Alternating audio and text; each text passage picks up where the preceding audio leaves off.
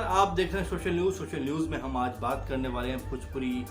Film industry के दिग्गज अभिनेता और राजनीति में हाथ आजमा चुके दिनेश लाल यादव निरहुआ की। जी हाँ, बिल्कुल, निरहुआ आजमगढ़ से चुनाव लड़े, अखिलेश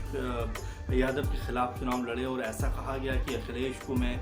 जब निरहुआ की अगर स्पीच सुनेंगे तो उनको जो सुना उनको कहते हुए कि मैं अखिलेश को आसानी से हरा दूंगा, क्योंकि मैं यहाँ पर जो है सिर्फ जीतने के लिए नहीं आया हूँ, बल्कि मैं यहाँ पर रहने के लिए आया हूँ। मुझे आजमगढ़ के जो लोग हैं उनसे खासा लगाव है, खासा प्यार है और मैं अगर जीता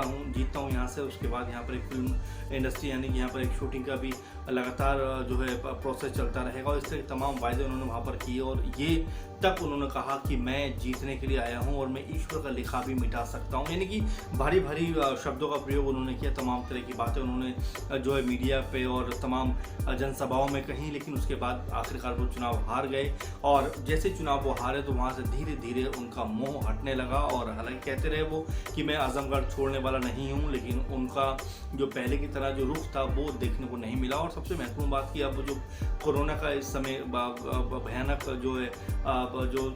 भयानक त्रासदी को देश ने झेला है, उस वक्त भी दिनेश लाल यादव निरहुआ वहाँ पर उस पुरजोर कोशिश के साथ में नजर नहीं आया। जब वो रैलियों में चुनाव किया करते थे, प्रचार किया करते थे, उस समय जो बातें किया करते थे उससे वो कोसों दूर नजर आए और कहीं भी उनकी उपस्थिति ना के बराबर ही कही जा सकती है कि नजर आई। और अभी भी वो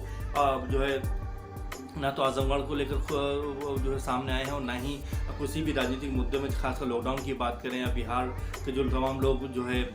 तमाम राज्यों में फंसे हुए थे, ना उस बात को लेकर वो सामने आए, यानी कि पूरी तरह से खामोश होकर घर में बैठ गए और इन सब मुद्दों पर उन्होंने कोई बात करना उचित नहीं समझा और ना वो निकल कर सामने आए। तो कुल मिलाकर जो लोग नेता जितने भी हमारे देश में हैं कि वो चुनावी रैलियों में तो बहुत सारे वायदे करते हैं और ये कहते हैं कि मैं यहाँ का बेटा या बेटी बनकर आया हूँ और मैं लगातार काम करूँगा, लेकिन जैसे ही वो चुनाव जीतते हैं या फिर हारते हैं, दोनों कंडीशन में वो अगर बाहर से आए हैं तो वहाँ से 9-11 हो जाते हैं। क्योंकि अगर देखें तो जिस तरह से मथुरा में हेमा मालिनी के लिए और गुरदासपुर में सनी देओल के लिए और इस तरह तमाम जो बाहर से जो नेता चुनाव लड़ने के लिए आते हैं तो जीत कर फुल हो जाते हैं, उनके लिए लापता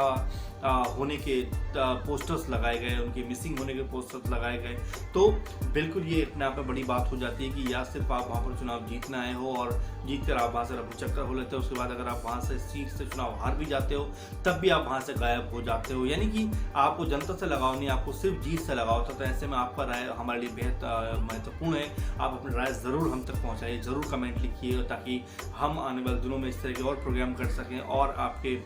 जो कमेंट हैं, सुझाव हैं, वो हम तक पहुंच सके और हम अपने प्रोग्राम को और ज़्यादा बेहतर कर सकें। और आप इसे लगातार देखते हैं सोशल न्यूज़। नमस्कार।